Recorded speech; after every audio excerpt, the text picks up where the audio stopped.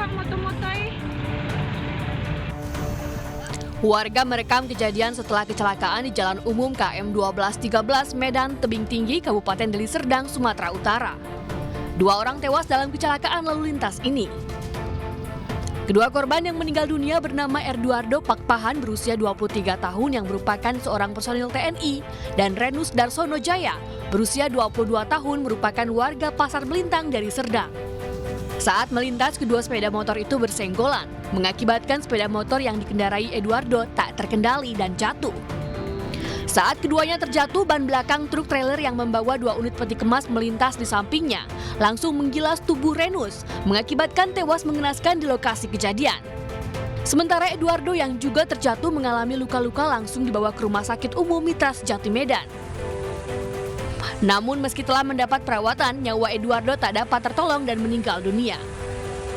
Kasus laka lantas yang mengakibatkan 2 orang tewas ini sudah ditangani pihak laka lantas Polresta Deli Serdang.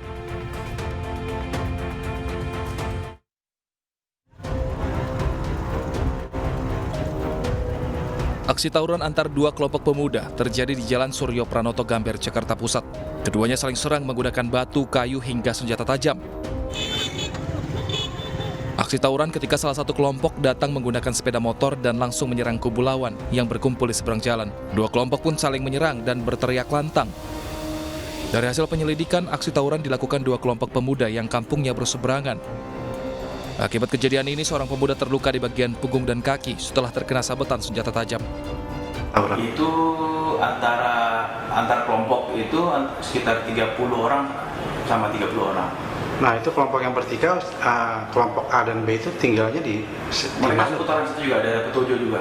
Petojo, Sabangan, seputaran situ aja. Mereka satu daerah, satu wilayah, tapi beda kelompok. Ada korban di sini? Untuk korban ada 1 orang, luka bacok di punggung dan di kaki. Artinya mereka pakai senjata tajam? Mereka sebagian ada yang bawa senjata tajam seperti celurit. Sementara korban sempat dilarikan ke rumah sakit, kini sudah diizinkan kembali ke rumah. Polisi masih melakukan pendalaman guna menangkap para pelaku tawuran, terutama yang melakukan pembacokan.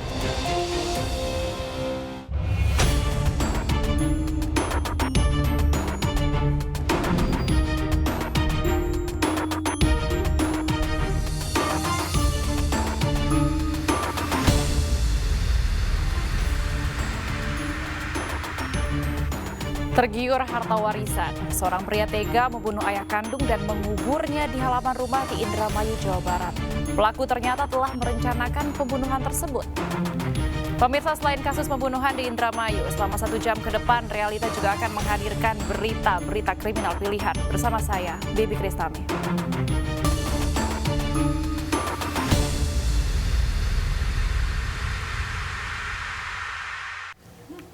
Pemirsa, kita awali informasi pada siang hari ini. Ada seorang biduan kafe ditemukan tewas mengenaskan di kamar rumahnya di Batam, Kepulauan Riau. Polisi juga menduga korban dibunuh suaminya yang bekerja sebagai satpam lantaran menghilang saat jasad istrinya ditemukan.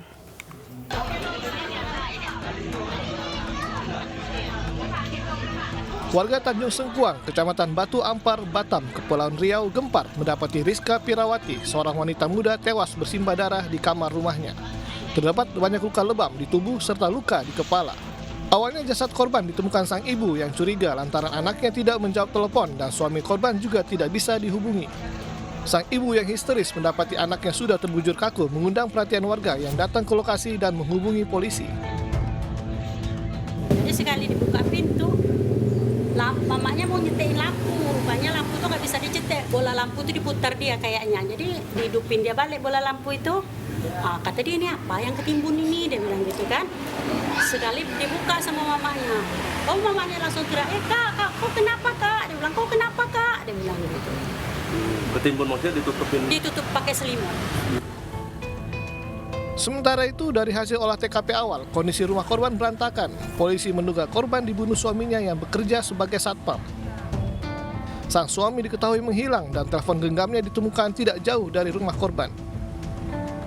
Polsek Batu Ampar di backup langsung oleh Polresta Barelang sedang melakukan pencarian pelaku. Untuk identitas sudah kami kantongin, kemudian untuk diduga dibunuh ataupun ada kejadian lagi yang lain sehingga dia menyebabkan kematian, kita masih dalami, ya, masih perlu pendalaman.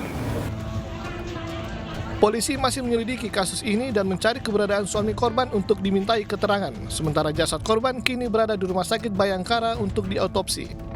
Korban Rizka Pirawati sendiri dikenal warga sekitar rumahnya bekerja sebagai biduan kafe. Selanjutnya pemirsa, informasi dari Palembang, Sumatera Selatan, seorang wanita muda dianiaya mantan suaminya. Tidak sendiri, sang mantan suami bahkan juga mengajak istri barunya untuk ikut menganiaya dan merusak rumah korban.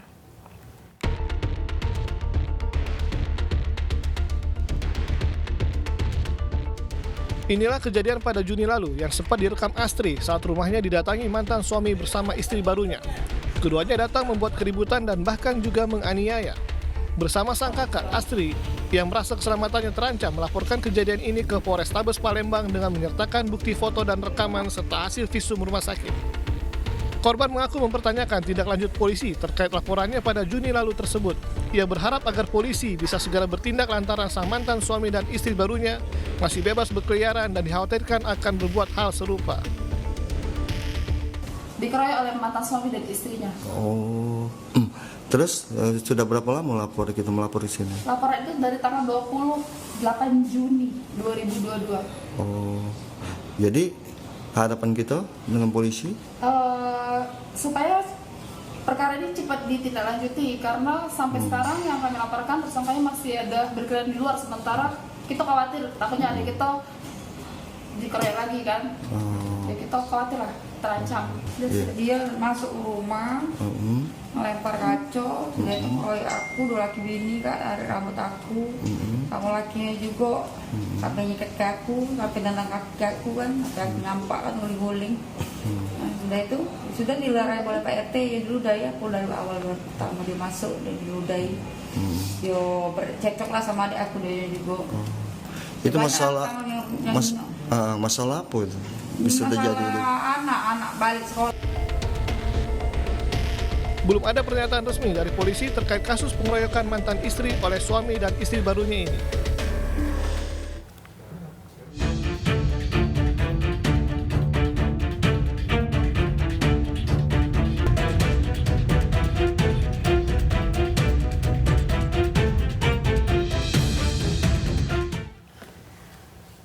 Motif anak yang membunuh ayah kandung dan menguburnya di halaman rumah di Indramayu, Jawa Barat akhirnya terungkap.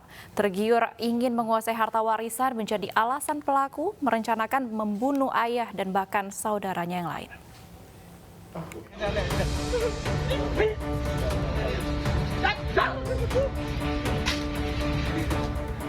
Murtado, tersangka pembunuhan ayah kandung ini nyaris diserang oleh saudaranya yang emosi saat disertakan Polres Indramayu saat olah TKP lanjutan di Desa Eretan Kulon, Kandang Haur, Indramayu, Jawa Barat. Polisi meminta tersangka untuk menunjukkan langsung cara ia menghabisi nyawa ayahnya dan menguburkannya di halaman samping rumahnya. Terungkap tersangka sudah merencanakan pembunuhan ini.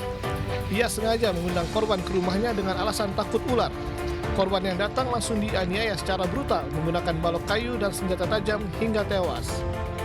Itu saya pancing, saya pura-puranya minta tolongin saya, ada ular kobra di rumah. Ya udah, tinggal digetok aja pakai ban. Sementara itu dari hasil pemeriksaan terungkap tersangka nekat merencanakan pembunuhan ini lantaran tergiur ingin menguasai seluruh harta warisan orang tua.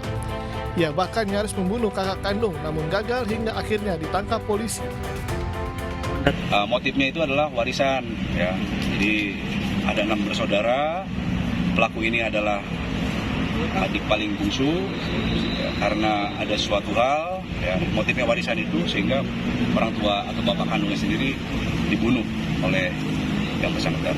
Kalau kakaknya itu dianiaya, ada rencana untuk dihabisi atau gimana tuh? Menurut informasi pelaku, betul kakaknya tersebut juga akan dihabisi juga, namun keburu ketahuan ya oleh kakak yang lainnya.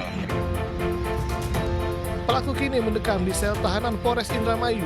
Dia dijerat pasal pembunuhan berencana dengan ancaman hukuman mati atau penjara seumur hidup. Kasus anak bunuh ayah kandung ini awalnya terungkap saat polisi mendapat laporan penganiayaan yang dilakukan Murtado pada kakak kandungnya. Dan saat diperiksa, selain mengakui menganiaya kakaknya, Murtado juga mengakui telah membunuh sang ayah dan menguburkannya di halaman samping rumah mereka sejak 2 bulan yang lalu. Jasad korban Kasim ditemukan di lubang dengan kedalaman 1 meter lebih dengan kondisi sudah membusuk. Jasad korban dibawa ke rumah sakit Bayangkara untuk diotopsi sebelum dikembalikan ke keluarga untuk dimakamkan.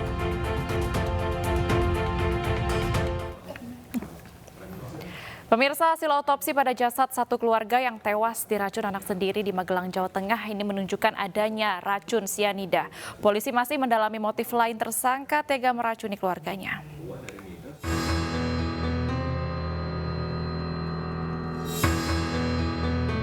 Polresta Magelang terus mengembangkan kasus keracunan yang menewaskan 3 orang satu keluarga di Gang Durian, Desa Prajenan, Mertoyudan, Magelang, Jawa Tengah. Dari hasil pemeriksaan awal, polisi menemukan racun arsenik yang digunakan tersangka pada percobaan awal namun gagal. Dan dari hasil otopsi jasad ketiga korban, ditemukan racun sianida. Racun inilah yang merusak organ tubuh korban yang berujung pada kematian. Hasil penyelidikan kami dengan bukti-bukti yang ada, kami cek kemarin, yang bersangkutan membeli 2 zat kimia. Ya. Satu adalah golongan sianida sebanyak 100 gram, ya. Yang 2 adalah arsenik sejumlah 10 gram, ya. Karena arseniknya sendiri itu masing-masing belinya 2 barang, banyak 2 barang dan masing-masing barang itu 5 gram. Ya, itu yang digunakan pada hari Rabu. Ya, karena dosisnya terlalu sedikit dan tidak berpengaruh sampai menyebabkan korban meninggal dunia, sehingga yang bersangkutan mencoba mengulangi lagi dengan menggunakan sianida. Semuanya belanja dengan cara online. Dari saluran nafas atas, dari bibir sampai lambungnya ada merah seperti terbakar sehingga dia meminum suatu zat beracun. Dan dari organ-organ dari otak, jantung, hati, paru juga ada tanda-tanda racun. Dan untuk pasti racunnya apa, sampelnya yang meriksa laboratorium forensik. Tapi jelas cara kematian, sebab kematian karena zat yang beracun. Sementara itu, tersangka yang juga anak kedua dari korban masih diperiksa intensif di Polresta Magelang. Polisi masih mendalami motif lain tersangka nekat meracuni keluarganya. Hingga saat ini, tersangka masih mengaku motifnya adalah sakit hati karena diberi beban berlebih oleh keluarga. Motif lain itu pasti ada, ya. Motif-motif lain itu pasti ada. Tidak hanya satu. Namun yang ada saat ini adalah sakit hati. Ini sedang kami dalami. Tersangka kini mendekam di sel tahanan Polresta Magelang. Polisi menjeratnya dengan pasal pembunuhan berencana dengan ancaman hukuman mati atau penjara seumur hidup. Sementara itu pemirsa, duka masih menyelimuti keluarga besar Abbas Asas, warga Magelang, Jawa Tengah yang tewas diracun anak keduanya. Meski tak menyangka si bungsu tega berbuat keji, pihak keluarga tetap menyerahkan proses hukum ini ke polisi.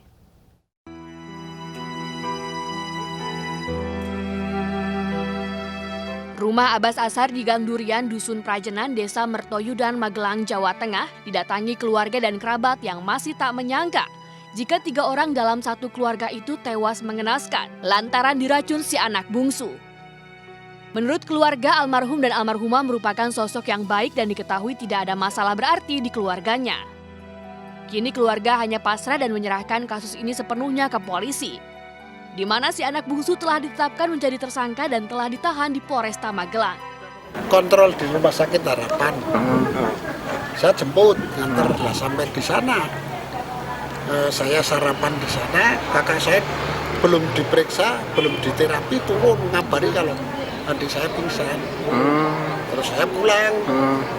Pulang saya temukan 3-tiganya sudah dalam keadaan pingsan. Kalau kesehariannya seperti apa Pak? Kalau Pak Abbas dan keluarga di mata Bapak Pak? Ya kesehariannya biasa-biasa karena Pak Abbas kan beranjak pensiun. Saya selaku anak pertama dari almarhumah, memang saya menyerahkan untuk disidik secara betul, kemudian ditindaklanjuti dengan kasus hukum. Itu saja saya. Diserahkan ke sebelumnya menyangka nggak Pak? Ternyata terduga pelaku ini anak korban sendiri Pak. sempat menyangka nggak kejadian seperti ini, Pak? Saya dalam pikiran saya juga waktu itu dalam hati kecil saya itu juga ada sedikit untuk ke arah sana.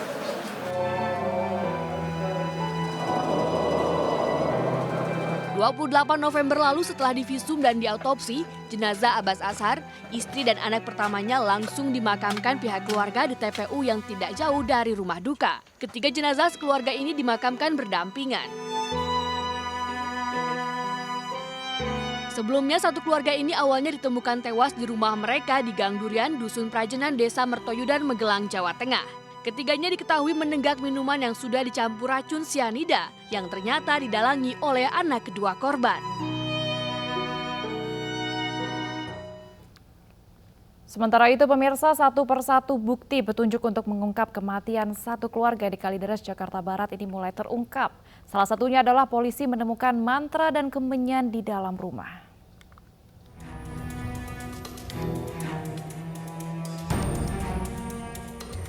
Bukti-bukti yang ditemukan penyidik di lokasi kejadian saat ini terus diselidiki untuk mencari penyebab dan motif kematian satu keluarga di Kalideres, Jakarta Barat. Selain kertas mantra dan kemenyan, penyidik juga menemukan buku-buku lintas agama.